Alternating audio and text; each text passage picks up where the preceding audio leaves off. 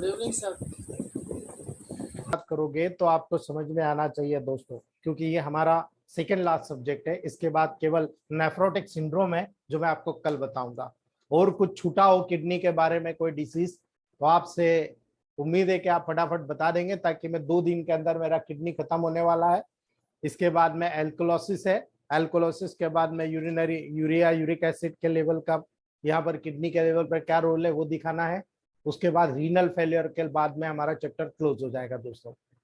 तो सबसे पहले हम बात करते हैं यूरिनरी इनकॉन्टिनेंस की दोस्तों। ये बहुत बड़ा सब्जेक्ट है जिसके बारे में बारीकियां हमको पता होना चाहिए दोस्तों। यूरिनरी इनकॉन्टिनेंस का मतलब होता है ब्लैडर कंट्रोल का लॉस हो जाना दोस्तों। ये टेबल प्रैक्टिस में आपको बहुत सारे लोगों में देखने को मिलता है, खासतौर से महिलाओं में और ओल्ड एज के लोगों में दोस्तों। एक कॉमन प्राय एम्ब्रेसिंग प्रॉब्लम होती है। अभी मैं आपको बताऊं, रिसेंटली मेरे पास 2 बच्चे आए हैं दोस्तों।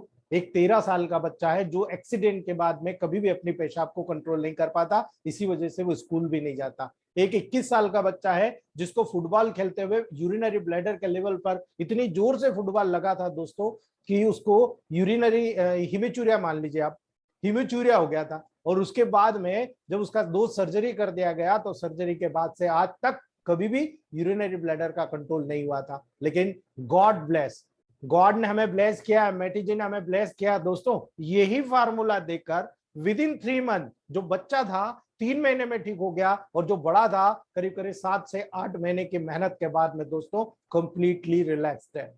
उसकी बहुत सारी चीजें कंट्रोल में आ चुकी है। ये मान के चलिए, पेशेंट का फीडबैक मैं आपको वीडियो बना के बता पाऊंगा, 95% तक रिड्यूस हो चुकी है प्रॉब्लम दोस्तों। जब बहुत ज्यादा स्ट्रेस होता है, मानसिक तनाव होता है, हेडेक होता है, माइग्रेन होता है उसको, तब जाकर दोस्तों वहां पर यूरिन का फ्लो होता है।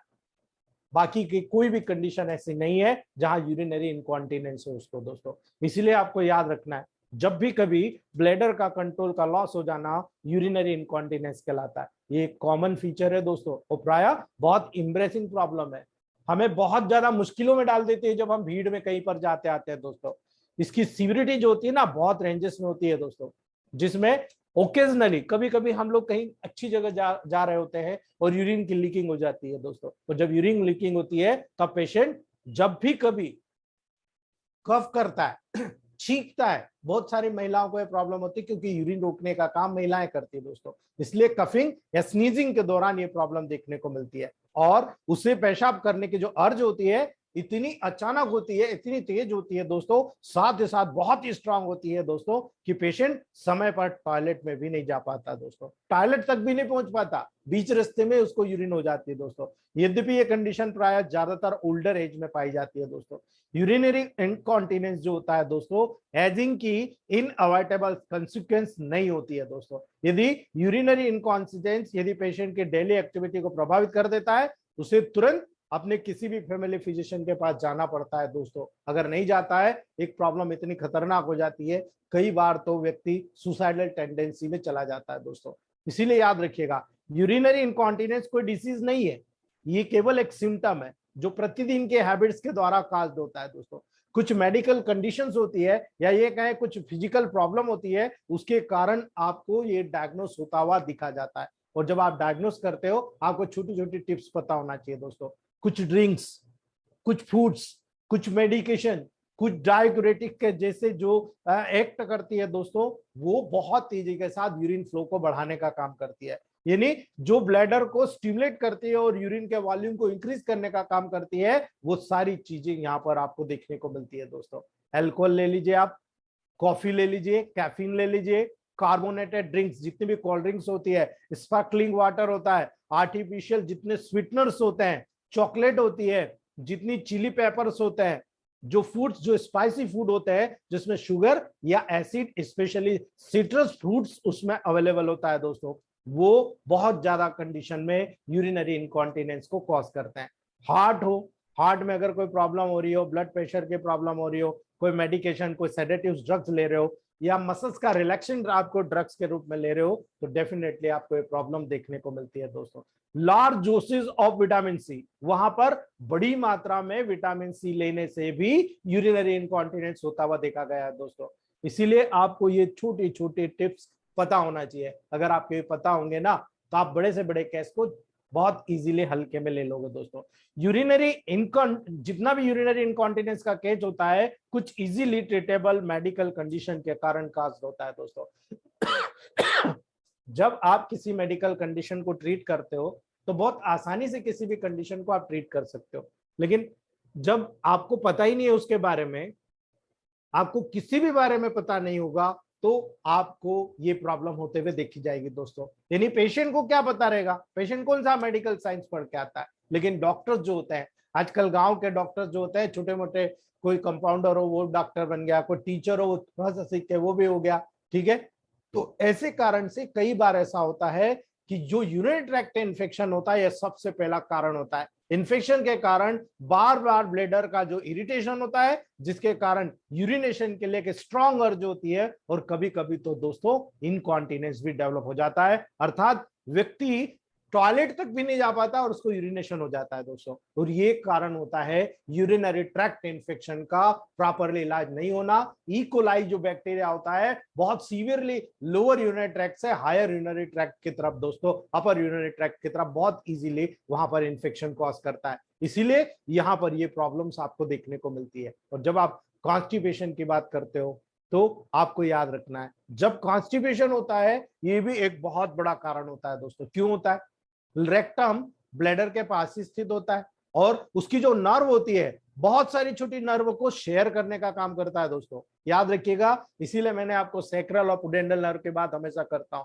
इसीलिए हार्ड कंपैक्टेड स्टूल जो हमने रेक्टम से पास होने के लिए छोड़ा है इस नर्व में स्टिमुलेशन को कॉज कर जाएगा दोस्तों, जिससे वो ओवर एक्टिंग होकर यूरिनरी फ्रीक्वेंसी को इंक्रीज कर देती है। और यही कारण है दोस्तों यूरिनरी इनकॉन्टिनेंस एक परसिस्टेंट कंडीशन के रूप में हमारे सामने आ जाता है। जो कुछ कंडीशन होती है वो कंडीशन यहाँ पर जब किसी कारणवश यूरिनरी ब्लैडर और यूट्रस के लेवल पर किसी चीज का प्रेशर आ जाए दोस्तों, तो बहुत सारी फिजिकल प्रॉब्लम है, बहुत सारी चेंजेस होती है जो महिलाओं के लेवल पर भी प्रॉब्लम क्रिएट करती है, कॉन्स्टिपेशन का रोल क्रिएट करती है दोस्तों। अगर मैं कहूं प्रेगनेंसी भी एक बहुत बड़ा कारण है, बिल्कुल इजीली आपको भी समझ में आएगा। हार्मोनल चेंजेस और फीटस के वेट के बढ़ने के कारण स्ट्रेस वहां पर जो डेवलप होता है वो इनकॉन्टिनेंस को डेवलप करता है दोस्तों, ठीक है। अगर वहां पर हार्मोनल चेंजेस हुआ, फीटस का वेट धीरे धीरे बढ़ना शुरू हुआ, 9 मंथ की प्रेगनेंसी में यूरिनरी ब्लैडर के ऊपर प्रेशर इफेक्ट आता है और उसके स्ट्रेस के कारण, उसके तनाव के कारण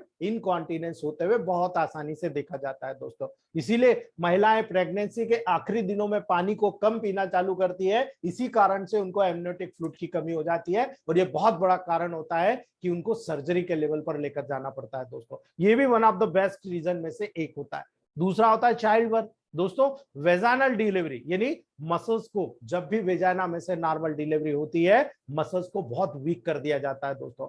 इससे क्या होगा, ब्लैडर कंट्रोल की आवश्यकता वहां पर होती है और ये ब्लैडर नर्व को डैमेज भी कर देती है जिसके कारण ब्लैडर कंट्रोल नहीं हो पाता। इसीलिए दोस्तों सब जितना भी सपोर्टिव टिश्यू होता है जो इसको सपोर्ट करने का काम करता है वो ढीला हो जाता है, लचीला हो जाता है और इसके कारण वो टिश्यू को डैमेज करता है दोस्तों, जिसके कारण एक ड्रॉप्ड यानी प्रोलैप्स्ड पेल्विक फ्लोर डेवलप होता है। प्रोलैप्स्ड ब्लैडर के साथ यूट्रस, रेक्टम या स्मॉल इंटेस्टाइन भी अपनी यूजुअल पोजीशन पे नहीं नीचे आपकी तरफ आ पाती है दोस्तों, और यही कारण है वो और ज्यादा नीचे की तरफ चली जाती है। और जब नीचे की तरफ चला जाएगा, वेजाइना में चला जाएगा, तो ये एक बहुत बड़ा फैक्टर होता है जो पुश करेगा यूरिनरी ब्लैडर को और इसी कारण से वहां पर भी लीकेज हो जाता है। इसीलिए prolapse of uterus, prolapse of rectum, prolapse of small intestine जो नीचे की तरफ चला जाता है बहुत ही कॉम्प्लिकेटेड कैरेक्टर डेवलप करता है, जो यहाँ पर इस प्रकार के वेजाइना से प्रोट्रूड होकर वहां पर यूरिनरी ब्लैडर को प्रेशर करके यूरिनरी इनकॉन्टिनेंस को डेवलप करता है। यही कारण है दोस्तों जब ऐसे प्रोट्रूजन इनकॉन्टिनेंस के साथ एसोसिएटेड होते हैं तो बहुत सारे कॉम्प्लिकेशन आते हैं, एक महिला की जिंदगी दुभर हो जाती है दोस्तों।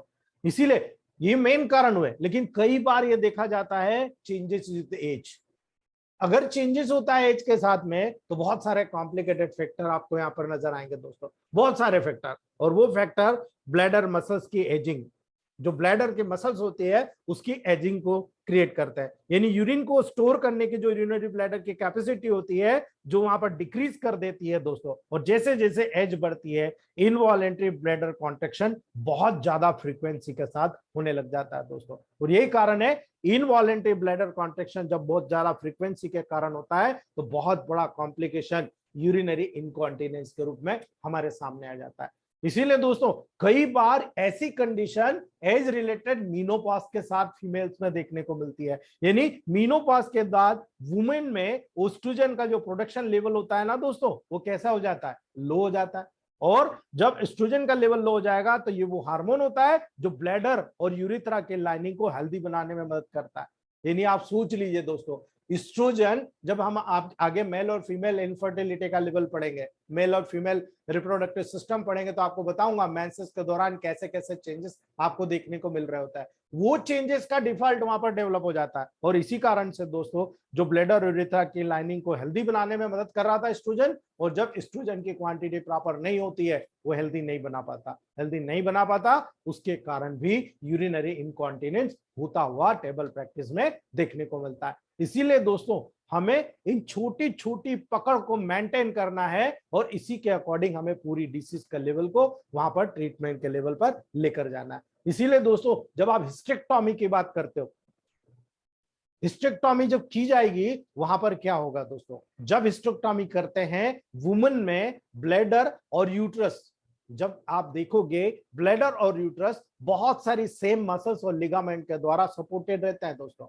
याद रखिएगा ब्लैडर और यूट्रस एक दूसरे के ऊपर नीचे होता है, इसीलिए बहुत सारी मसल्स जो होती है एक दूसरे को सपोर्ट करके वहां पर फ्रेमवर्क में बनाए रखती है। लेकिन किसी प्रकार के सर्जरी में जिसमें वुमेन की रिप्रोडक्टिव सिस्टम इन्वॉल्व होती है दोस्तों, जिसमें यूट्रस का रिमूवल कर दिया जाता है, उसमें जो सपोर्टिव पैल्विक स्ट्रक्चर होता है, जो पैल्विस की फ्लोर मसल्स होती है उसका डैमेज हो जाता है, जिसके कारण सिंपल सा इनकॉन्टिनेंस वहां पर देखने को मिलता है। बहुत कॉमन कारण है दोस्तों, इसीलिए हिस्टेक्टोमी भी एक कारण होता है।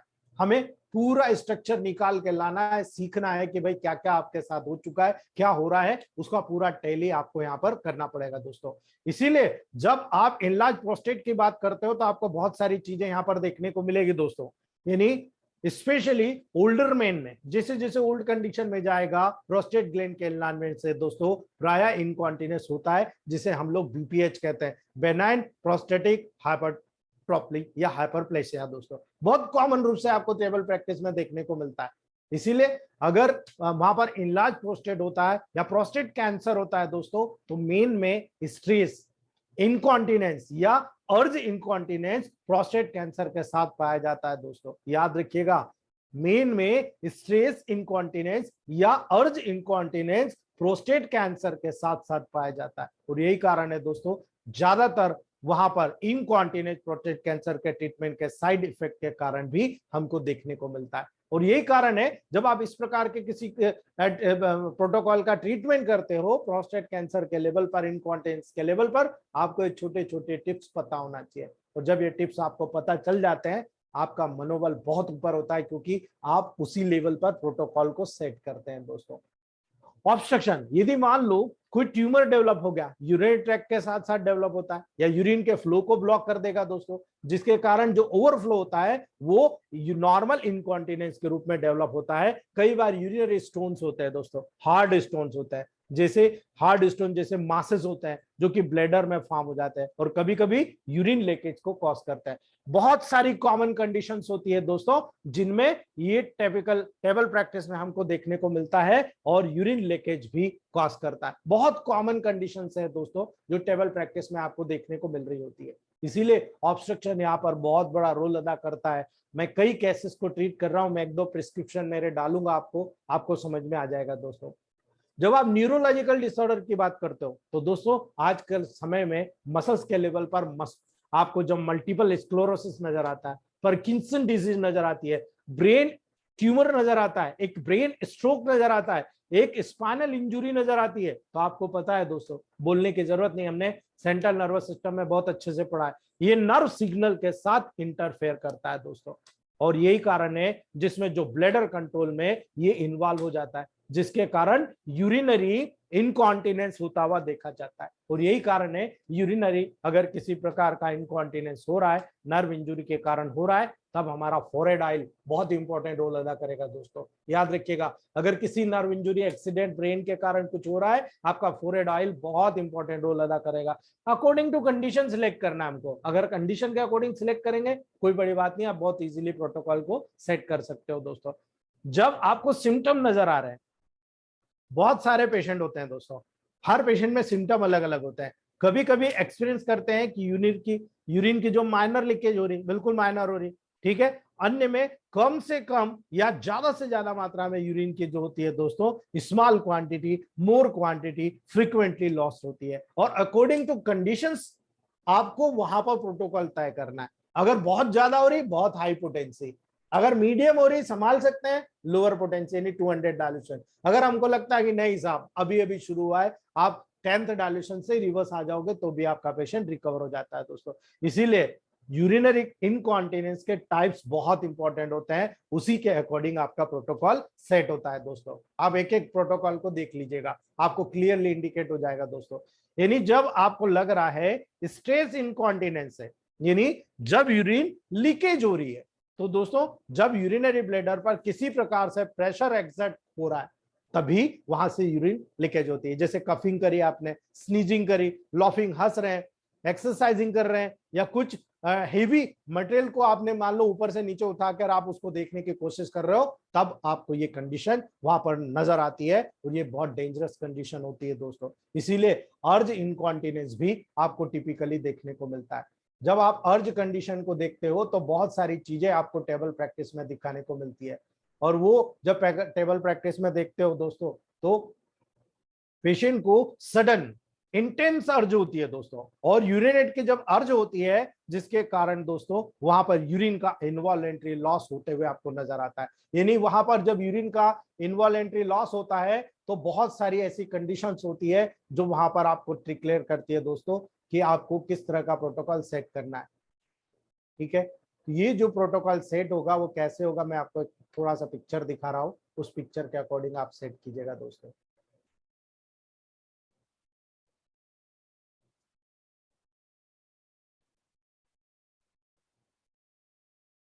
आपको डायग्रामेटिक एक पिक्चर देख रहा है, ये प्रोटोकॉल सेट हुआ है दोस्तों। ठीक है, तो जब आप पेशेंट को यूरिनेट की जब आवश्यकता देख रहे हो दोस्तों, पूरी नाइट में यूरिनेशन उसको होता है, अर्ज इनकॉन्टिनेंस उसे कहते हैं, माइनर कंडीशन के द्वारा काज्ड होता है। बिल्कुल माइनर कंडीशंस होती है दोस्तों, उसके कारण काज्ड होता है। जैसे कि एक इन्फेक्शन ले लो, एक मोर सीवियर कंडीशन जैसे कि न्यूरोलॉजिकल डिसऑर्डर ले लो, या डायबिटीज ले लो। बहुत कॉमन ये कारण होते हैं जिनके कारण टिपिकली आपको ये पूरा स्ट्रक्चर ऑफ फ्लो देखने को मिलता है। इसीलिए दोस्तों जब ओवरफ्लो इनकॉन्टिनेंस होगा तब क्या करेंगे आप, यानी मान लीजिए किसी को बहुत ज्यादा पानी पीने की आदत है, ब्लैडर का प्रॉपर एम्प्टी नहीं होना, कंप्लीटली ओपन ही नहीं होना, वहां पर पूरा क्लियर ही नहीं होना, यानी कांस्टेंट डिबलिंग ऑफ यूरिन का एक्सपीरियंसेस वहां पर देखने को मिल जाता है। यानी लगातार थोड़ा थोड़ा थोड़ा थोड़ा कर यूरिन वहां पर पास होने लगता है, और ये टेबल प्रैक्टिस में आपको वहां पर दिख जाता है दोस्तों।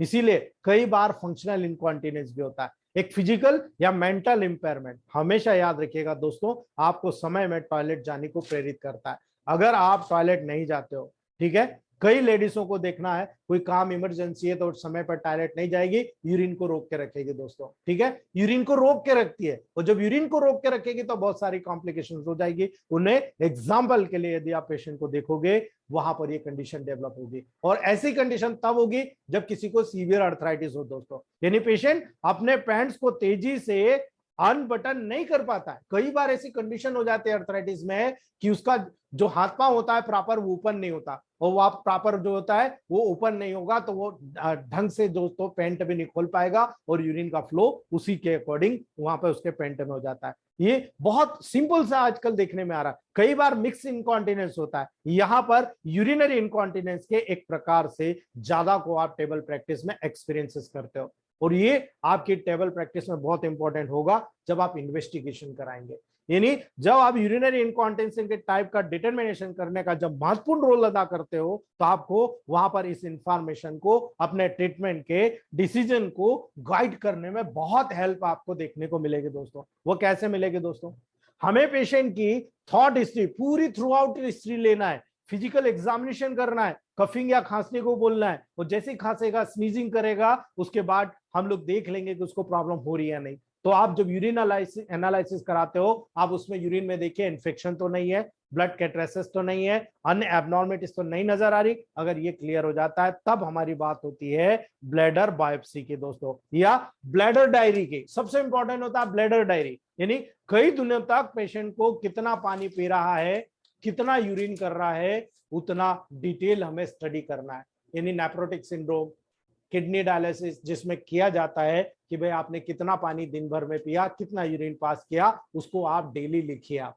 ठीक है। उस यूरिन के अमाउंट को प्रोड्यूस करने का काम आप करेंगे दोस्तों, और ये काम आपको टेबल प्रैक्टिस में देखने को मिलेगा दोस्तों। और यही कारण है दोस्तों, जब आप यूरिनेशन और उसकी अर्ज को आप इनकॉन्टिनेंट एपिसोड के नंबर के बारे में आपको पता लगेगा कि कितनी मात्रा में वहां पर यूरिन पास कर रहा है, कितनी मात्रा में यूरिन को वहां पर मतलब कलेक्ट कर रहा है। ये सारी चीजें आपको पता लग जाएगी कि कितना पास कर रहा है, कितना कलेक्ट कर रहा है, कितना पानी पिया था, कितना यूरिन निकला, और उसी के अकॉर्डिंग आपका पूरा ट्रीटमेंट जनरेट होता है दोस्तों। पोस्ट वाइडल रेसिडुअल मेजरमेंट, ये आजकल बहुत बड़ा हो गया, आजकल ये सबसे ज्यादा इसको यूज किया जा रहा है दोस्तों। हम पेशेंट को यूरिनेट करने को कहते हैं, वॉइड करने को कहते हैं, और एक काउंटर वहां पर वॉइड होता है दोस्तों। इसके बाद में एक कंटेनर को डालकर अल्ट्रासाउंड की मदद से यूरिन की क्वांटिटी को डिटेक्ट करने का काम करते हैं। यानी ज्यादा मात्रा में यूरिन अगर ब्लैडर में रहती है तो हमें समझना चाहिए यूरिनरी ट्रैक्ट इन्फेक्शन में किसी प्रकार का ऑब्स्ट्रक्शन है, या यूरिनरी ब्लैडर के जो मसल्स है या नर्व है उसके साथ कोई ना कोई प्रॉब्लम हो चुकी है, और ये न्यूरोलॉजिकल कैरेक्टर के कारण वहां पर सामने आ रहा है। जैसे कि आप यूरोडायनेमिक टेस्टिंग करवा लो, पेल्विक अल्ट्रासाउंड करा लो, या फिर सर्जरी की आवश्यकता हो दोस्तों तो वो भी आप करा सकते हो। ये आपके टेबल प्रैक्टिस के लेवल पर डिपेंड करता है। लेकिन अगर प्रोटोकॉल की बात करें, स्क्रीन शेयर है दोस्तों, जब आप यूरिनरी इनकॉन्टिनेंस के लेवल पर बात करते हो तो याद रखना, ना पॉजिटिव ना नेगेटिव, लेकिन सबसे पहले न्यूट्रिशन देना है। लेकिन न्यूट्रिशन भी न्यूट्रल डोज में दीजिए आप, ठीक है। आप जो न्यूट्रल डोज में वहां पर देते हो तो सबसे बड़ा एडवांटेज ये मिलता है कि S2C17 बी या वाई, या बी वाई दोनों लिख सकते हो, ठीक है। तो जब S2C17 बी को आप पॉजिटिव में देते हो तो ये तो यूरिन के फ्लो को बढ़ा लेता है, ठीक है। लेकिन S2C17 बी वाई को जब कर देते हो, सेकेंड डायल्यूशन में कर देते हो, ये क्या करेगा, रिलैक्स कर देगा। और जब रिलैक्स करेगा तो ब्लड सर्कुलेशन के माध्यम से रिलैक्स करेगा, बी याद रखिए। इसीलिए वहां पर सबसे पहले यूरिनरी ब्लैडर में, यूरिथ्रा में, पूरी नर्व में बी वाई के माध्यम से न्यूट्रिशन होगा, उनका हेल्दी पर्पस बनेगा। और जब हेल्दी पर्पस बनेगा तो दोस्तों नेचुरली वहां का जो प्रोसेस है वो बैलेंस होना शुरू हो जाएगा। लेकिन कई बार होता है ब्रेन से, स्पाइनल से प्रॉब्लम क्रिएट होती है, कई बार यूरिन का फ्लो ज्यादा किडनी के लेवल से डिस्टर्बेंसेस होता है, तब S6C6F1 S1 200 डायल्यूशन 10 ड्रॉप या 10 पिल्स मॉर्निंग में, S5C17 F1 WRE 200 इवनिंग में, हमें 10 ग्लोबल्स मॉर्निंग और इवनिंग में कंटिन्यू करना है। और रिजल्ट देखिएगा दोस्तों, बहुत अल्टीमेट रिजल्ट आपको टेबल प्रैक्टिस में देखने को मिलता है। बहुत ब्रिलियंट रिजल्ट मुझे मिले है दोस्तों। लेकिन कई बार ऐसा होता है S6C6Y को D5 में वेंटो G के साथ D5 पर देने पर बहुत बढ़िया रिजल्ट मिले हैं दोस्तों। और यही कारण है टेबल प्रैक्टिस में ये श्योर शॉट तभी होता है जब भी आप इसको टेबल प्रैक्टिस में प्रूफ किए हो दोस्तों। अगर आप प्रूफ नहीं कर पाते हो तब आपके लिए एक प्रॉब्लम क्रिएट होती है कि हाँ आप वास्तव में उस चीज का ट्रीटमेंट नहीं कर पा रहे हो दोस्तों। तो ये छोटे से टिप्स थे दोस्तों जो मुझे बताना थे, मैंने आपको बताया। यहाँ पर सबसे इंपॉर्टेंट एक कैरेक्टर और मैंने इंडिकेट नहीं किया, वो इसलिए नहीं किया, वो मैं आपको प्रैक्टिकल बताना चाहता हूं। जब यूरिन का फ्लो नहीं होता है तो सैक्रल और पुडेंडल नर्व पर आप आरी का लगा दीजिए, ठीक है, तेजी के साथ फ्लो होने लग जाएगा। लेकिन जब फ्लो ज्यादा होता है उसको रोकना है, आप वाई का उपयोग कर लीजिए दोस्तों, ठीक है। आप वहां पर वाई का अप्लाई करा दीजिए, देख लीजिए पूरा यूरिन का फ्लो रिलैक्स हो जाएगा। तो जो ज्यादा क्वांटिटी में वहां पर फ्लो हो रहा है बहुत कम क्वांटिटी में रिड्यूस हो जाएगा और आपका पेशेंट को रिलीफ मिलना शुरू हो जाएगा। और ये टेबल प्रैक्टिस की बात है दोस्तों, जब आप टेबल प्रैक्टिस में इस चीज को यूज करोगे ऑटोमेटिकली आपको दोस्तों ये सीखने को मिल जाएगा। उम्मीद है मेरे प्रोटोकॉल आपको समझ में आया होगा। नेक्स्ट बात करते हैं हम दोस्तों। हमने कल टाइप्स ऑफ बफर सिस्टम देख लिया था, हमने बाइकार्बोनेट बफर सिस्टम देखा था दोस्तों, ठीक है। नेक्स्ट हम बात करते हैं दोस्तों यहाँ पर फॉस्फेट बफर सिस्टम। लेकिन थोड़ा सा मैं आपको इंडिकेशन बताना चाहता हूं दोस्तों, जब आप importance of bicarbonate buffer system की बात करते हो तो आपको पता होना चाहिए इनका इंपॉर्टेंस क्या होता है दोस्तों, ठीक है। यानी importance of bicarbonate buffer system की बात होगी तो आपको याद रखना है फॉस्फेट बफर सिस्टम भी होता है, लेकिन बाइकार्बोनेट बफर सिस्टम का इतना महत्व क्या है? इतना महत्व नहीं है दोस्तों। क्यों नहीं है? लेकिन कहीं ना कहीं तो इसका इंपॉर्टेंस है, इसीलिए तो आप टेबल प्रैक्टिस में इसको पढ़ रहे हो दोस्तों, ठीक है। जो बाइकार्बोनेट बफर सिस्टम होता है दोस्तों पावरफुल नहीं होता है, ठीक है, जैसे कि अन्य बफर सिस्टम हमारी बॉडी में होते हैं। क्योंकि जब आप एक्स्ट्रा सेल्यूलर फ्लूइड को देखते हो तो उसका एक्स्ट्रा सेल्यूलर फ्लूइड का जो पीएच होता है वो 7.4 होता है दोस्तों, ठीक है। और बाइकार्बोनेट बफर सिस्टम का पीएच देखोगे 6.1 होता है। बहुत डिफरेंस है दोस्तों, ठीक है। और इतना डिफरेंस होने के कारण दोस्तों इनके पीके के बीच लार्ज डिफरेंसेस होता है, किंतु ये बफर सिस्टम अन्य बफर सिस्टम की तुलना में दोस्तों बॉडी फ्लूइड के पीएच को मेंटेन करने में एक सपोर्टिव इंपॉर्टेंट रोल प्ले करता है, इसलिए इसका महत्व होता है। अगर ऐसा है तो ऐसा क्यों है दोस्तों? ये ऐसा होता है क्यों? क्योंकि दो कंपोनेंट का कॉन्सेंट्रेशन बाइकार्बोनेट और कार्बन डाइऑक्साइड, याद रखिएगा आप दोस्तों, HCO3 प्लस कार्बन डाइऑक्साइड, ये जो वहां पर आपको कॉम्बिनेशन नजर आ रहा है दोस्तों, ये बहुत इंपॉर्टेंट रोल अदा करता है। इस जो बफर सिस्टम होता है इसको दो डिफरेंट मैकेनिज्म के द्वारा सेपरेटली रेगुलेट करने में मदद करता है दोस्तों।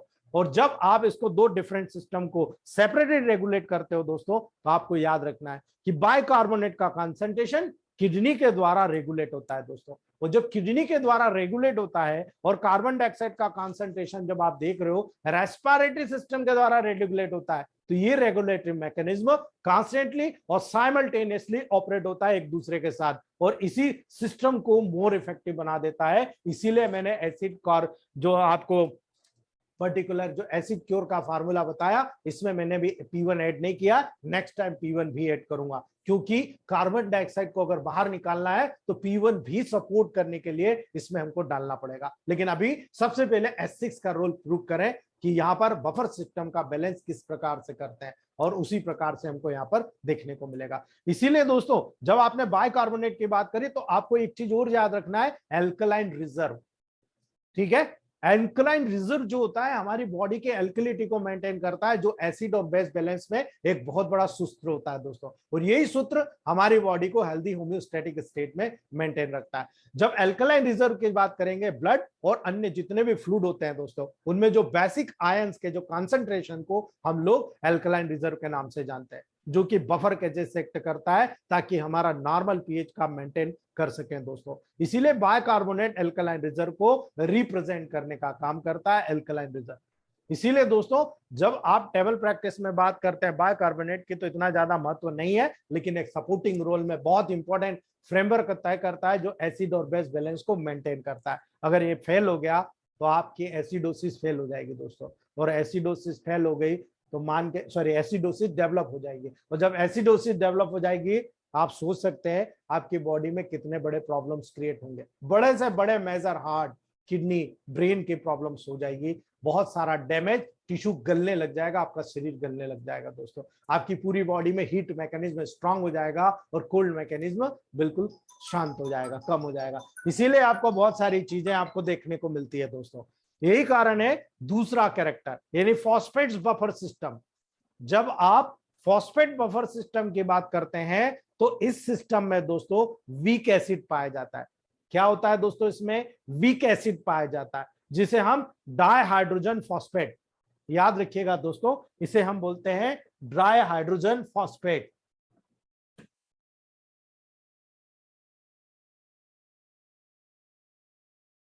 क्या बोलते हैं? Di hydrogen phosphate. PO4 मतलब फॉस्फेट, डाई हाइड्रोजन मतलब दो हाइड्रोजन, ठीक है। डाई हाइड्रोजन फॉस्फेट के रूप में आप इसको जानते हैं, जो कि प्रोटेनेटेड सब्सटेंसेस के रूप में जाना जाता है। जब इसके साथ सोडियम जुड़ जाएगा, सोडियम जुड़ गया दोस्तों, तो सोडियम डाइहाइड्रोजन फॉस्फेट के रूप में बदल जाता है, जो कि एक बेस होता है, ठीक है। ये बेस होता है, और जो बेस होता है दोस्तों ये हाइड्रोजन फॉस्फेट, याद रखिएगा, हाइड्रोजन फॉस्फेट जो कि अनप्रोटेनेटेड सब्सटेंसेस होता है दोस्तों, जो कि डाई सोडियम हाइड्रोजनेट फॉस्फेट के रूप में वहां पर हमेशा पाया जाता है। और यही कारण है दोस्तों, इस रूप में जब हमारी बॉडी में हमेशा पाया जाएगा तो ये भी एक बफर के जैसे काम करता है। और बफर के जैसे काम करने के कारण दोस्तों फॉस्फेट बफर सिस्टम यानी आईसीएफ इंट्रासेल्युलर फ्लूइड में बहुत यूजफुल होता है दोस्तों। ये कहां पाया जाएगा? सेल के अंदर, जो इंट्रासेल्युलर फ्लूइड होगा वो वहां पाया जाएगा। इसीलिए आरबीसी में या अन्य सेल में होता है जैसे कि फॉस्फेट के कंसंट्रेशन जो इंट्रासेल्युलर फ्लूइड में मोर होते हैं एक्स्ट्रा सेल्युलर फ्लूइड की तुलना में। यानी एक्स्ट्रा सेल्युलर फ्लूइड में नहीं होगा, ये इंट्रासेल्युलर फ्लूइड में होगा। और आईसीएफ यानी इंट्रासेल्युलर फ्लूइड में जब ये ज्यादा क्वांटिटी में पाया जाएगा, इसका रोल भी वहां पर बहुत एडवांटेज हो जाएगा। आपको पता होना चाहिए कि रोल कैसे होगा दोस्तों। इसके रोल को आप यहां पर कैसे देखोगे? तो दोस्तों आपको बफर सिस्टम और फॉस्फेट के मैकेनिज्म को समझना होगा। अगर आप समझ गए ना तो बहुत सारी चीज आप बहुत अच्छी तरीके से यहां पर क्लियर कर पाएंगे दोस्तों। यानी जब आप यहां पर हाइड्रोक्लोरिक एसिड यानी कि स्ट्रॉन्ग एसिड, आप इस स्ट्रॉन्ग एसिड हाइड्रोक्लोरिक एसिड को जब यहां पर मर्ज कर रहे हो तब आपको याद रखना है दोस्तों, जब यहां पर ऐड करोगे तो यहां पर थोड़ा सा चेंज आपको नजर आएगा दोस्तों। यहां पर जब Na2H2PO4 के साथ कलेक्ट होगा तो NaH2PO4 में कन्वर्ट हो जाएगा, प्लस सोडियम क्लोराइड के रूप में यहां पर कन्वर्ट हो जाएगा। यानी दो मॉलिक्यूल सोडियम के अगर यहां पर ऐड कर दिया आपने और यहां पर उसको कॉम्बिनेशन करा कर रिस्क कर दिया, रिएक्शन करा दिया, तो दोस्तों एक स्ट्रॉन्ग बेस जिसे हम सोडियम हाइड्रोक्साइड, ठीक है, तो ये क्लियर कर लेना आप दोस्तों। यहां पर एक स्ट्रॉन्ग एसिड या सॉरी एक बेस जैसे कि सोडियम हाइड्रोक्साइड, अगर मान लो हम सोडियम हाइड्रोक्साइड की बात कर लें, ठीक है, जैसे हमने यहाँ स्ट्रॉन्ग एसिड की बात करी, यहां पर हम एक स्ट्रॉन्ग बेस की बात कर ली दोस्तों, तो एक फ्लूइड जिसमें फॉस्फेट बफर पाया जाता है वहां पर ऐड करते हैं दोस्तों। तो एक वीक बेस जिसे हम डाइसोडियम हाइड्रोक्सी फॉस्फेट कहते हैं वहां पर फॉर्म हो जाता है। यानी जब यहां पर ये इस कंडीशन में प्रिपेयर करते हैं तो यहां पर सोडियम PO4 का फॉर्मेशन हो जाता है। और यही कारण है दोस्तों ये पीएच में चेंजेस को प्रिवेंट कर देता है, और जब चेंजेस को प्रिवेंट करेगा तो एक बहुत ही स्ट्रॉन्ग मैकेनिज्म बनाता है। अर्थात सीधी सी बात है, जब NaH के साथ में NaH जुड़ जाएगा तो यहां पर सोडियम स्ट्रॉन्ग कैरेक्टर बनाएगा दोस्तों। और ये जब स्ट्रॉन्ग कैरेक्टर बनाएगा तो ये इसके साथ में एक पानी का मॉलिक्यूल भी बनाएगा, और जो पानी का मॉलिक्यूल बनाएगा तो एक कॉम्बिनेशन के रूप में जब बनाएगा तो वो पीएच में चेंजेस को टोटली प्रिवेंट कर देता है। और इसीलिए फॉस्फेट जो बफर होता है बहुत स्ट्रांग माना जाता है। और यही कारण है दोस्तों होम्योपैथ में फास्फोरस नाम की एक मेडिसिन आती है दोस्तों, याद करिएगा आप, मैग्नीशियम फॉस्फेट, कैल्केरिया फॉस्फेट, ठीक है। ये जो सुशलर की 12 मेडिसिन होती है वो इसी मैकेनिज्म पे काम करती है, यानी हमारे बॉडी के बफर मैकेनिज्म मिनरल्स की कैपेसिटी को बैलेंस करने का काम करती है। और बड़े से बड़े डिसीज को मिनरल्स के लेवल पर मिनरलाइजेशन कैपेसिटी को बैलेंस करके वो लोग बैलेंस कर देते हैं, उस पर्टिकुलर स्ट्रक्चर को ठीक कर देते हैं दोस्तों। इसीलिए वहां पर फॉस्फेट बफर सिस्टम का बहुत बड़ा इंपॉर्टेंट रोल माना जाता है। इसीलिए दोस्तों जब phosphate buffer system bicarbonate buffer system की तुलना में मोर पावरफुल हुआ कि नहीं हुआ, आप डिसाइड कीजिए दोस्तों।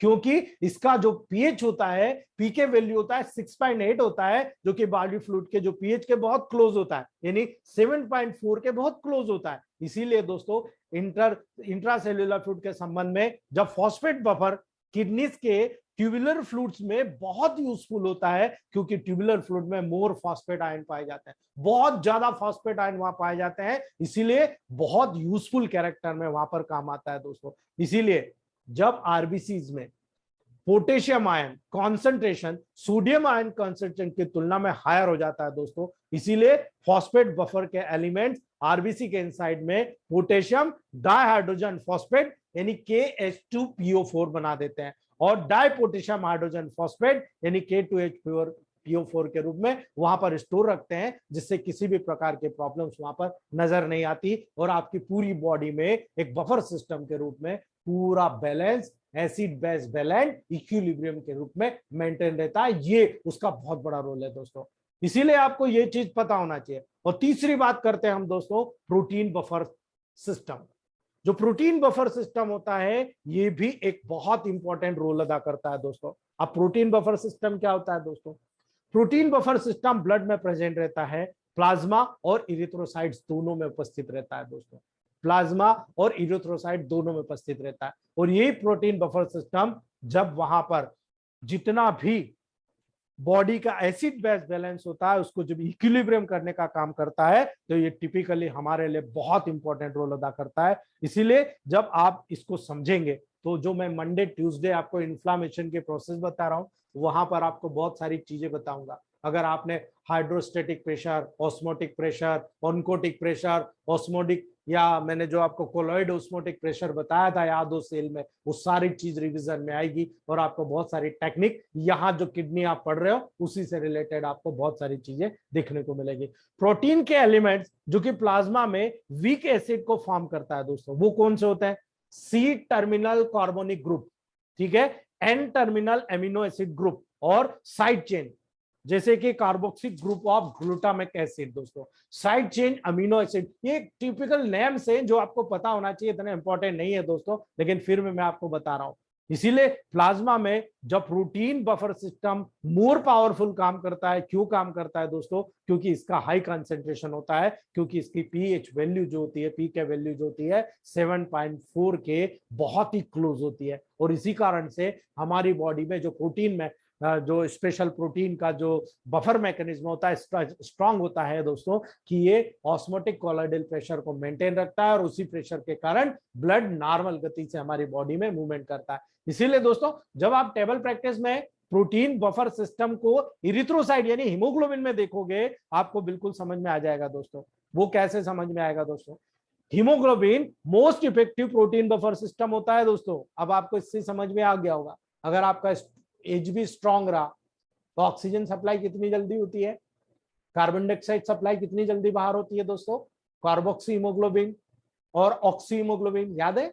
इसीलिए दोस्तों ब्लड में मेजर बफर सिस्टम होता है, क्योंकि प्लाज्मा प्रोटीन की तुलना में इसका बहुत ज्यादा हाई कंसंट्रेशन होता है और हीमोग्लोबिन के प्लाज्मा प्रोटीन की तुलना में 6 टाइम ज्यादा, याद रखिएगा, हीमोग्लोबिन की प्लाज्मा प्रोटीन की तुलना में 6 टाइम ज्यादा बफरिंग कैपेसिटी होती है। और इसीलिए जिन लोगों में हीमोग्लोबिन अच्छा होता है, जिन लोगों में हीमोग्लोबिन कंसंट्रेशन सॉलिड होता है, उनमें किसी को भी इस प्रकार की प्रॉब्लम देखने को नहीं मिलती। यानी deoxygenated haemoglobin more powerful buffer होता है दोस्तों और ऑक्सीजनेटेड हीमोग्लोबिन की तुलना में।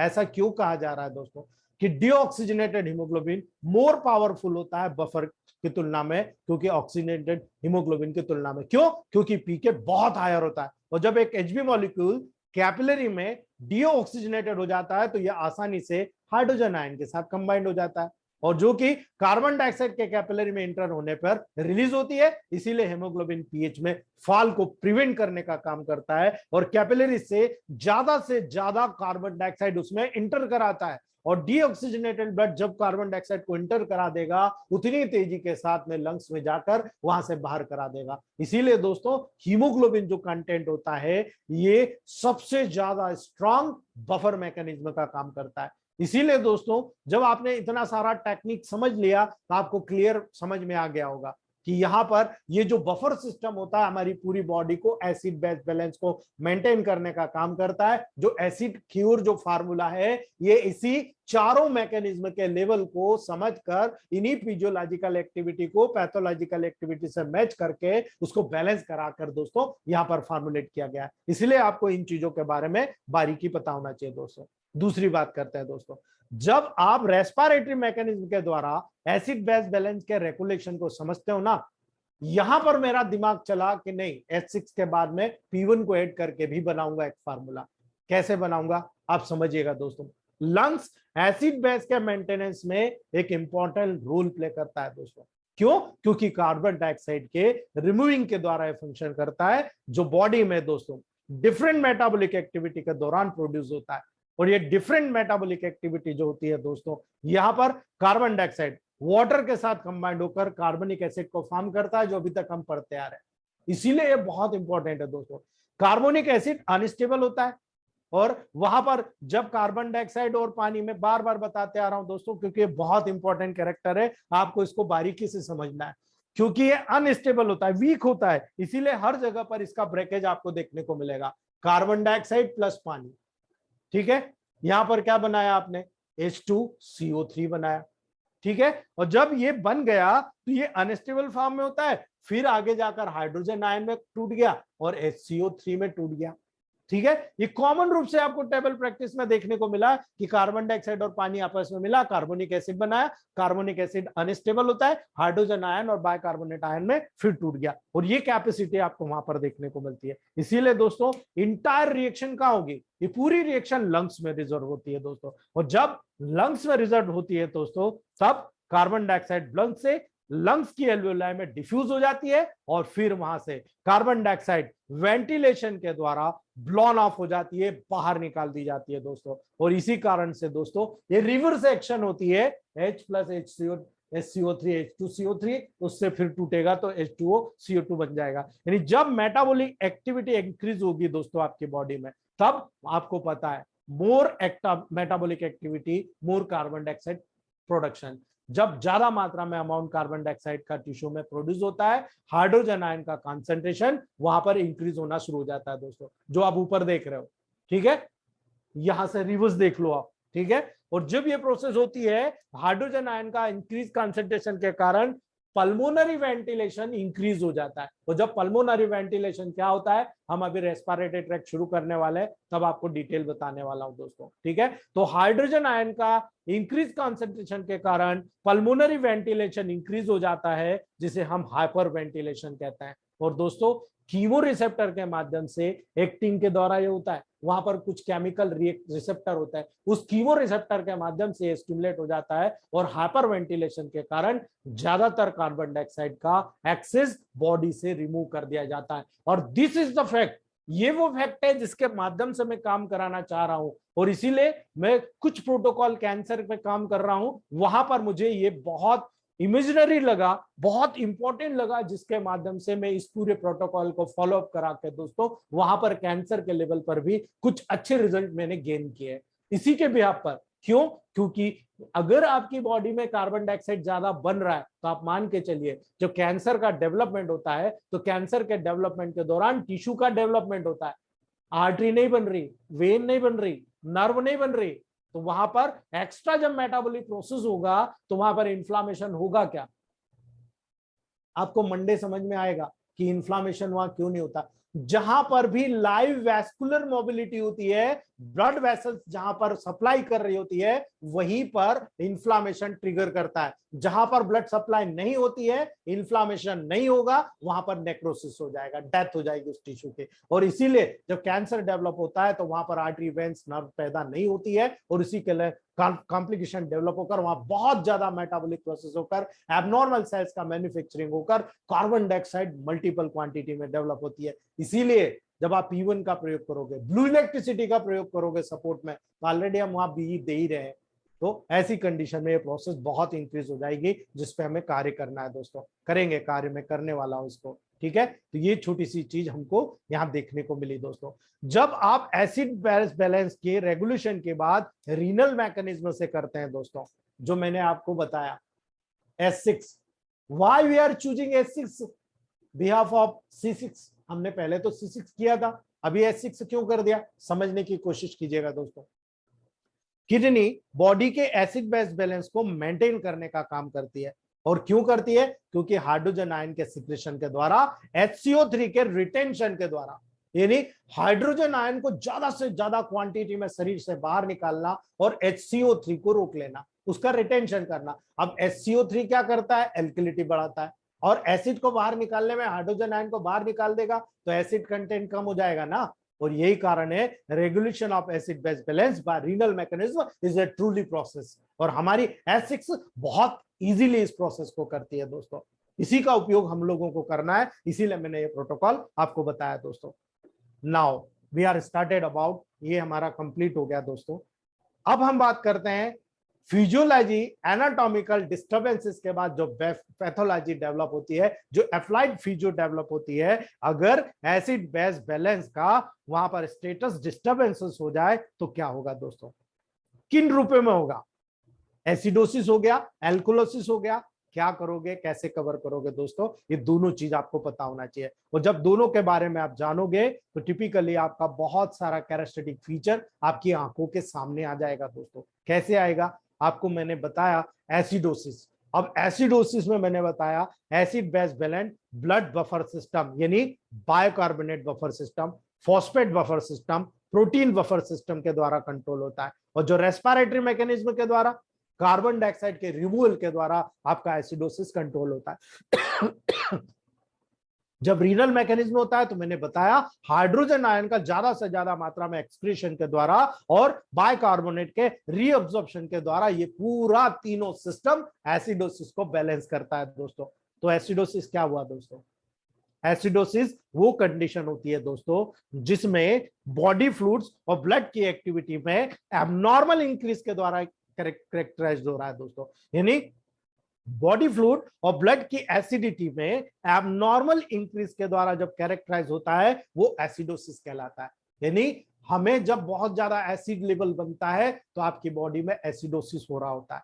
यानी आप उसको बैलेंस कैसे करोगे दोस्तों, ठीक है, बिलो नॉर्मल रेंज में पीएच के रिडक्शन के साथ पाया जाएगा। यानी यहां पर पीएच लेवल कम हो जाएगा, कम होगा तो वो 6 से नीचे चला गया तो डेफिनेटली एसिड के लेवल पर चला जाएगा। और ये एसिड के लेवल को कंट्रोल करना हमें सीखना है। यानी एसिडोसिस निम्न के द्वारा प्रोड्यूस होता है। कई कारण होते हैं दोस्तों, और उन कारणों को अगर आप समझ गए तो आपको प्रिकॉशन कौन सी बड़ी बात है, कारण समझ गए, हमको कारण ही तो देखना है।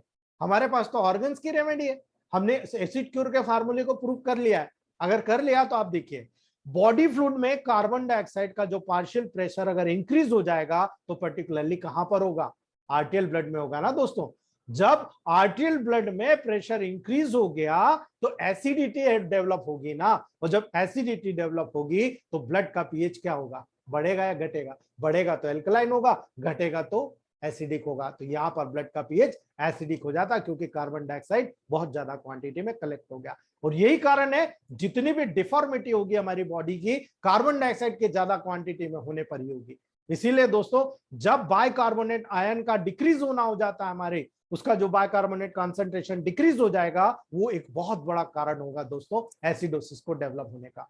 इसीलिए जब आपको किसी भी लेवल पर ट्रीटमेंट करना है, जिनको एसिडिटी होती है आप उनको कहिए कड़वी चीजें खूब खाइए, कड़वी चीजें यानी जिनमें एल्कलिटी होती है। क्यों कहा जाता है लौकी खाइए, क्यों कहा जाता है आंवला खाइए, क्यों कहा जाता है मूली खाइए, क्यों कहा जाता है फाइब्रोडेट खाइए, क्यों कहा जाता है करेले खाइए, क्यों कहा जाता है मेथी खाइए, क्यों कहा जाता है पालक खाइए, ब्रोकली खाइए, क्यों कहा जाता है, क्योंकि जितनी कड़वी चीज होती है उसमें एल्कलिटी ज्यादा होती है। और इसीलिए बाइकार्बोनेट कॉन्सेंट्रेशन में जो डिक्रीज हो रहा है उसी के कारण एसिडिटी हो रही, जो कार्बन डाइऑक्साइड का पार्शियल प्रेशर ब्लड में इंक्रीज हो रहा खासतौर से आरटीएल ब्लड में, उसी के कारण एसिडिटी डेवलप हो रही है, एसिडोसिस डेवलप हो रही है। तो हमें ऐसी प्रोसेस जनरेट करना पड़ेगी जिसमें कार्बन डाइऑक्साइड तेजी के साथ लंग्स में जाकर बॉडी से बाहर निकल जाए, ठीक है, यानी ऑक्सीजन कैरिंग कैपेसिटी सेल की बढ़ाना पड़ेगी। और इसीलिए P1 का उपयोग वहां पर करना पड़ेगा, या एसिड क्योर के साथ P1 की ग्लोबल्स अलग से देना चालू करिए, रिजल्ट देखिएगा दोस्तों, आप बिलीव नहीं करेंगे इतना फास्ट रिजल्ट देखने को मिलेगा। अगर ये एसिडोसिस है तो फिर एल्कोलाइसिस क्या होगा, एल्कोलोसिस अगर हो गया तो क्या होगा दोस्तों, एल्कोलोसिस वो कंडीशन है जिसमें बॉडी फ्लूइड की जो एल्कलिटी में एबनॉर्मल इंक्रीज हो जाता है। और जब एबनॉर्मल इंक्रीज को द्वारा कैरेक्टराइज होगा तो दोस्तों जिसका पीएच नॉर्मल रेंज के अबोव चला जाएगा, यानी 7.4 से ऊपर चला जाएगा, इंक्रीज हो जाएगा, वो एल्कोलोसिस की कंडीशन होती है। बहुत सारे केसेस में आपको देखने को मिलता है दोस्तों। क्यों हो रहा है दोस्तों ऐसा, एल्कोलोसिस जो प्रोड्यूस होता है उसके बहुत सारे कारण होते हैं। आर्टियल ब्लड में कार्बन डाइऑक्साइड के पार्शियल प्रेशर में डिक्रीज हो जाना, ठीक है, बाइकार्बोनेट का आपके ब्लड में इंक्रीज कॉन्सेंट्रेशन में हो जाना, ये वहां पर एल्कोलोसिस को कॉज करता है दोस्तों।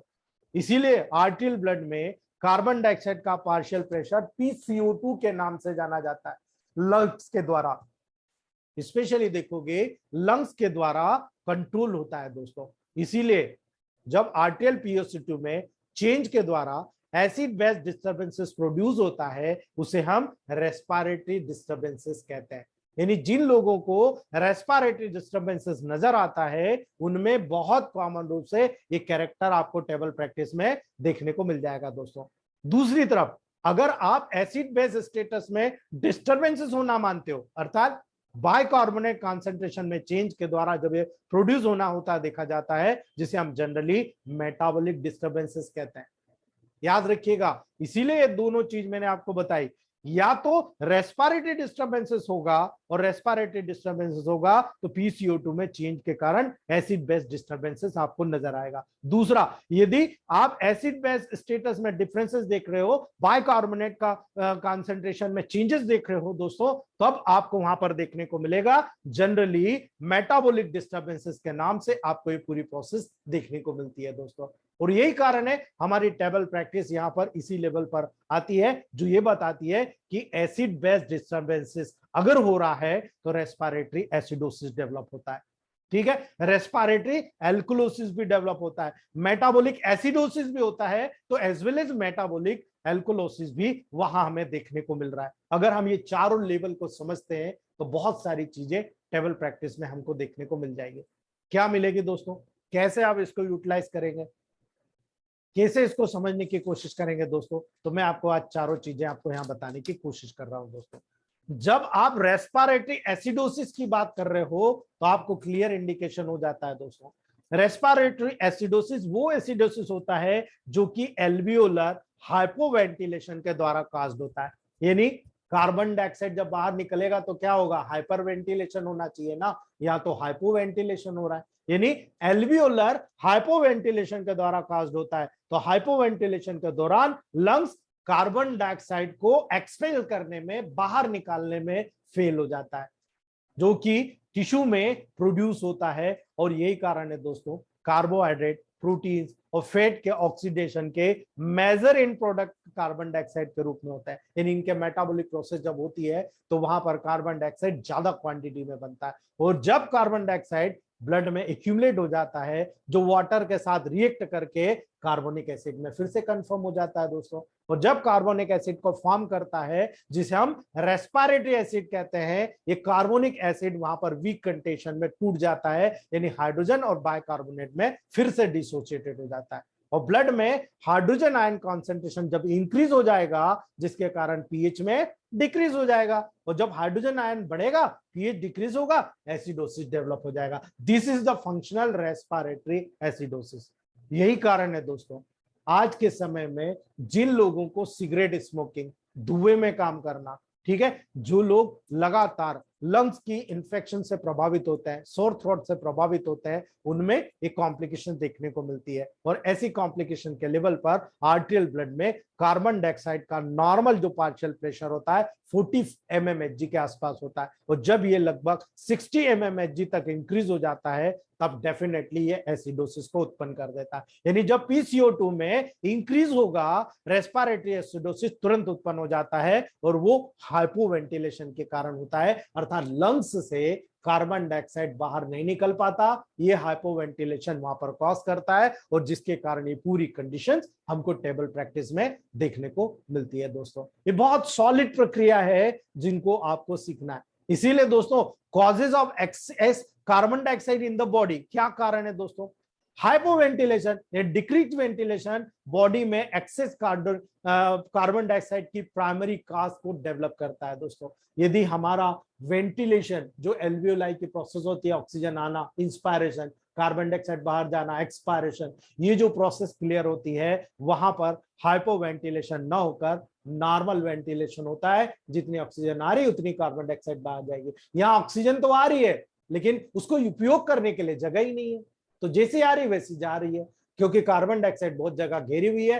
कार्बन डाइऑक्साइड ज्यादा रहेगा, डेफिनेटली मान के चलिए रेस्पिरेटरी हाइपोवेंटिलेशन होगा और रेस्पिरेटरी एसिडोसिस डेवलप कर देगा। ये बहुत कॉमन रूप से आपको देखने को मिल रहा है दोस्तों। दूसरी बात, जब रेस्पिरेटरी एल्कोलोसिस होगा तो क्या होगा दोस्तों, इसका विपरीत कर लीजिए आप। कैसे? रेस्पिरेटरी एल्कोलोसिस वो एल्कोलोसिस होता है दोस्तों जो कि एल्वियोलाई हाइपरवेंटिलेशन के द्वारा कॉज्ड होता है, और जब वहां पर हाइपरवेंटिलेशन के कारण बॉडी से कार्बन डाइऑक्साइड का एक्सेस लॉस होना शुरू हो जाता है, और कार्बन डाइऑक्साइड के लॉस के कारण कार्बोनिक एसिड का फॉर्मेशन डिक्रीज हो जाता है, और जब कार्बोनिक एसिड का फॉर्मेशन डिक्रीज हो जाएगा, हाइड्रोजन आयन का रिलीज भी डिक्रीज हो जाएगा। जब हाइड्रोजन आयन का रिलीज डिक्रीज हो जाएगा तो डिक्रीज हाइड्रोजन आयन कंसंट्रेशन के कारण पीएच इंक्रीज हो जाएगा, और पीएच इंक्रीज हो जाएगा तो एल्कलाइन हो जाएगा, जिसके कारण रेस्पिरेटरी एल्कोलोसिस आपको डेवलप होते हुए दिखता है दोस्तों। यही कारण है दोस्तों, आर्टेरियल ब्लड में जब कार्बन डाइऑक्साइड का पार्शियल प्रेशर डिक्रीज हो जाएगा, 20 mmHg से बिलो हो जाएगा, आप देख लीजिएगा पूरी बॉडी में एल्कोलोसिस डेवलप हो जाता है, एल्कोलोसिस उत्पन्न हो जाता है। और यही कारण है आजकल सारे लोग एल्कलाइन वाटर का सेवन करते हैं। क्यों करते हैं आपको समझ में आ गया होगा। एल्कलाइन वाटर जब आप पी रहे हो, आप रेस्पिरेटरी एल्कोलोसिस को डेवलप कर रहे हो। आप रेस्पिरेटरी एल्कोलोसिस को जब डेवलप कर रहे हो, आप कार्बन डाइऑक्साइड को बॉडी से बाहर निकाल रहे हो, वेस्टेज मेटल को बाहर निकाल रहे हो, जिसके कारण टेबल प्रैक्टिस में बहुत सारी चीजें आपको प्यूरिफाई होते हुए नजर आती है दोस्तों। इसीलिए जब आप कॉसेज ऑफ डिक्रीज देखते हो कार्बन डाइऑक्साइड का बॉडी में, तो आपको समझ में आता है बॉडी से कार्बन डाइऑक्साइड के एक्सेस लॉस का प्राइमरी कारण आपको नजर आ रहा है दोस्तों, प्राइमरी काज नजर आ रहा है, वो होता है हाइपर वेंटिलेशन। और जब हाइपर वेंटिलेशन होगा तो क्योंकि हाइपर वेंटिलेशन के कारण ज्यादा मात्रा में कार्बन डाइऑक्साइड रेस्पिरेटरी ट्रैक्ट के माध्यम से एक्सपार्ट कर दी जाती है, जिसके कारण PCO2 डिक्रीज हो जाता है, और यही कारण दोस्तों टिपिकली हमारी बॉडी में एल्कोलोसिस को डेवलप करता है। लेकिन दोस्तों जब हम इन छोटी छोटी बातों को आप देखते हैं तो बहुत सारी चीजें आपको वहां पर क्लियरिटी के साथ नजर आती है। जब किसी को एसिडोसिस उत्पन्न हो रहा है दोस्तों, तो वहां पर आपको छोटी छोटी टिप्स बताना चाह रहा हूं, मैं आपको उदाहरण के साथ बताना चाह रहा हूं, ताकि आपको टेबल प्रैक्टिस में मेरा यह रामायण समझ में आए। अगर आप एक साइड देखते हो रेस्पिरेटरी एसिडोसिस, एक साइड देखते हो मेटाबॉलिक एसिडोसिस, दोनों चीज टेबल प्रैक्टिस में आपको समझ में आना चाहिए दोस्तों। दोनों चीज कैसे समझ में आएगी? जब रेस्पिरेटरी एसिडोसिस होगा तो किन में होगा दोस्तों? इम्फाइसीमा का नाम सुना है आपने, ब्रोंकोस्पाज्म का नाम सुना है आपने, ब्रोंकाइटिस के कारण एयरवे ऑब्स्ट्रक्शन होता है, आपने नाम सुना होगा दोस्तों। ये सारे का सारा उदाहरण रेस्पिरेटरी एसिडोसिस का है। इम्फाइसीमा में स्पेशली जो एल्वियोलाई होती है, वो एल्वियोलाई में प्रॉब्लम हो जाती है और वो एल्वियोलाई डैमेज हो जाती है। ब्रोंकोस्पाज्म में वहां म्यूकस बहुत गाढ़ा गाढ़ा निकलता है, तो ऑक्सीजन आना, कार्बन डाइऑक्साइड आ जाना प्रभावित हो जाता है। ब्रोंकाइटिस होती है, बहुत ज्यादा ब्रोंकस इरिटेट होते हैं, बार बार वहां पर कफ के कारण रिफ्लेक्स स्पाज्म होता है, बहुत ज्यादा क्वांटिटी में कफ म्यूकस निकलता है, जिसके कारण एयरवे ऑब्स्ट्रक्शन होता है, और ये रेस्पिरेटरी एसिडोसिस को कॉज करता है। ये हमारी टेबल प्रैक्टिस को इमर्जिट करने वाली चीजें, उसको प्रोटोकॉल को ब्रिलियंटली हमारे सामने एक्सपोज करने वाली चीजें जो आपको पता होना चाहिए दोस्तों। लेकिन इसके विपरीत अगर मेटाबॉलिक एसिडोसिस हो रहा है तो दोस्तों, यदि सर्कुलेशन में प्रॉब्लम आ गई, सर्कुलेटरी शॉक में जब लैक्टो एसिडोसिस होना होता है, लैक्टिक एसिड जब ज्यादा क्वांटिटी में बन जाएगा, उसके कारण दोस्तों सर्कुलेटरी शॉक हो जाएगा। और ऐसी कंडीशन में इसीलिए कहा जाता है कि दूध को सुबह नहीं पीना चाहिए।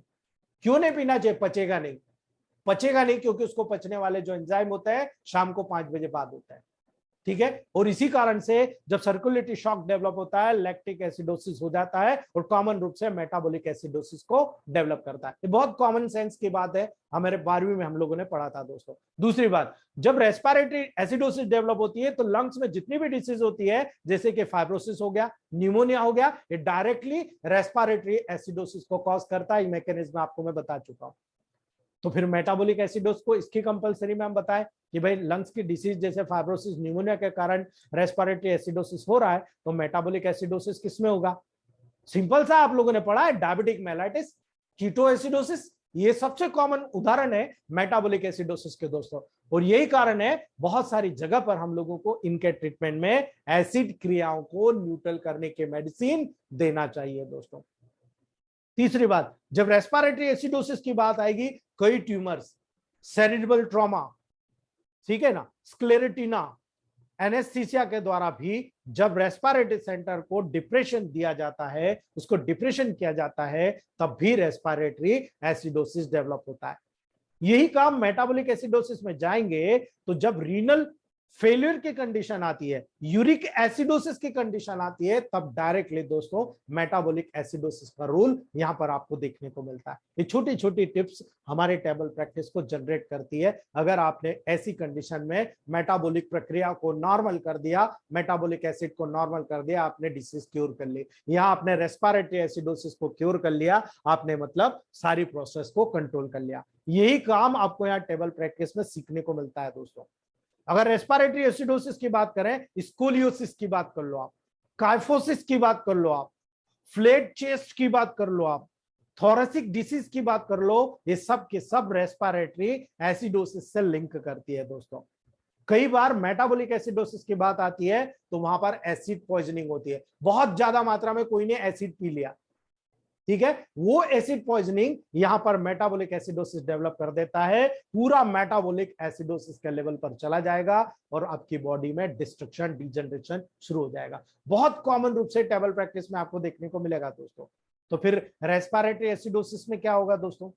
पोलियोमाइलाइटिस लिख लीजिए आप, रेस्पिरेटरी मसल्स की पैरालिसिस देख लीजिए आप, न्यूरल जितनी भी डिसीजेस होती है सब की सब रेस्पिरेटरी एसिडोसिस के कारण वहां पर प्रभावित होती है दोस्तों। तो फिर मेटाबॉलिक एसिडोसिस में हम देखें, हाइड्रोजन आयन का जब डिक्रीशन हो जाएगा दोस्तों, एक्सक्रीशन के कारण रीनल ट्यूब्यूल का एसिडोसिस हो जाता है। जब ज्यादा मात्रा में हाइड्रोजन आयन होगा तो कोई दिक्कत नहीं होगी, नॉर्मल उसको एक्सक्रीशन कर दिया जाएगा। लेकिन हाइड्रोजन आयन ही बहुत कम क्वांटिटी में हो जाएगा, एक्सक्रीशन डिक्रीज हो जाएगा, definitely renal tubule acidosis develop हो जाएगा। डायरिया, पेनकेटिक इंटेस्टाइनल या बिलियरी फिस्टुला के कारण बाइकार्बोनेट का जब एक्सेसिव लॉस हो जाएगा तो ये वो कारण होता है जिसमें मेटाबॉलिक एसिडोसिस डेवलप हो जाता है।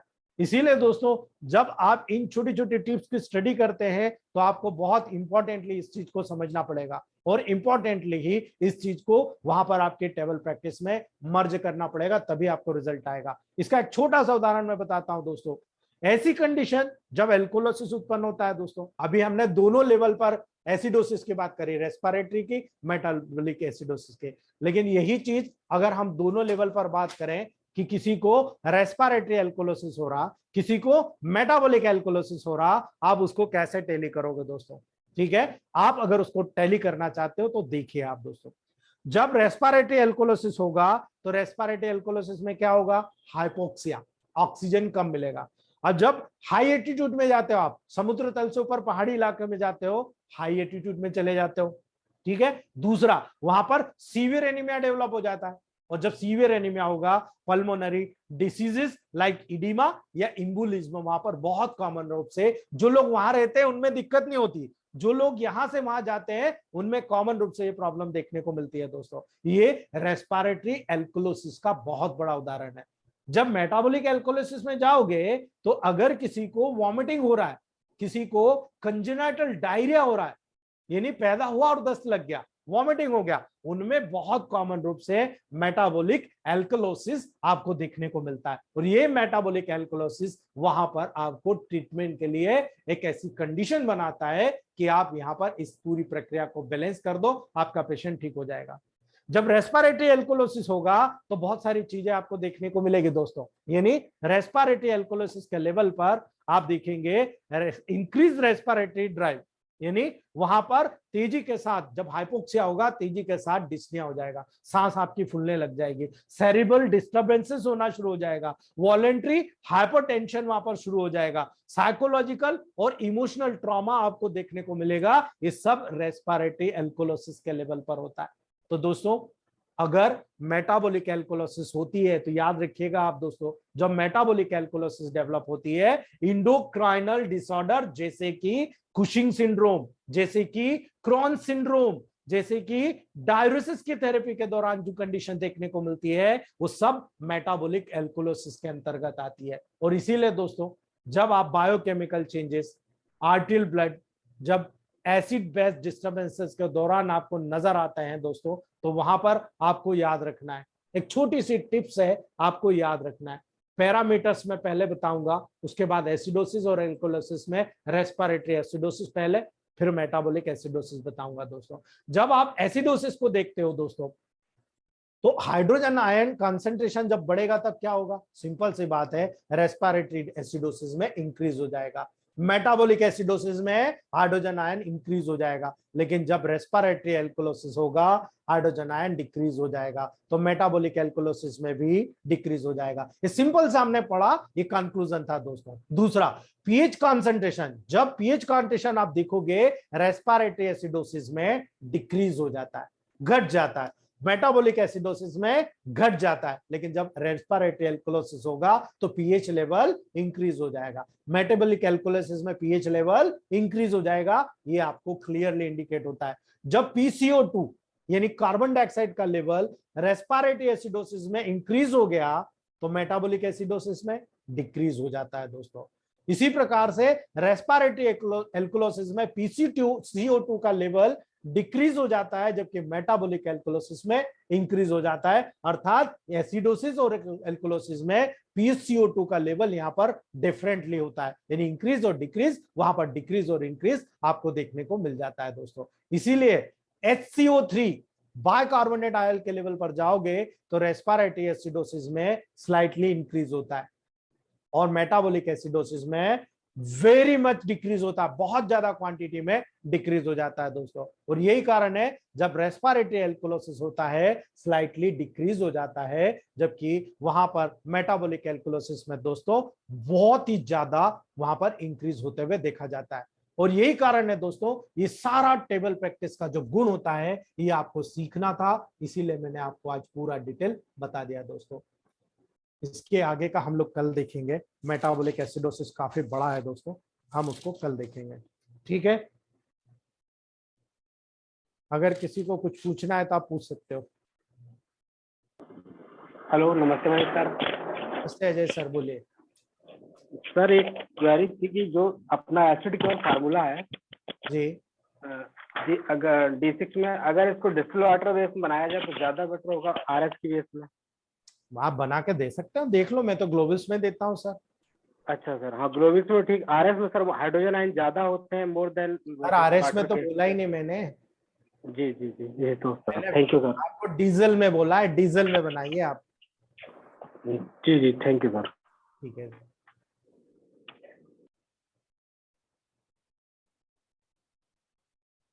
ठीक है दोस्तों, मुझे लगता है किसी को क्वेश्चनिंग नहीं है। Thank you sir. क्वेश्चनिंग तो बहुत है लेकिन फिर करेंगे। जी sir, thank you sir. Good night. Good night. Thank you.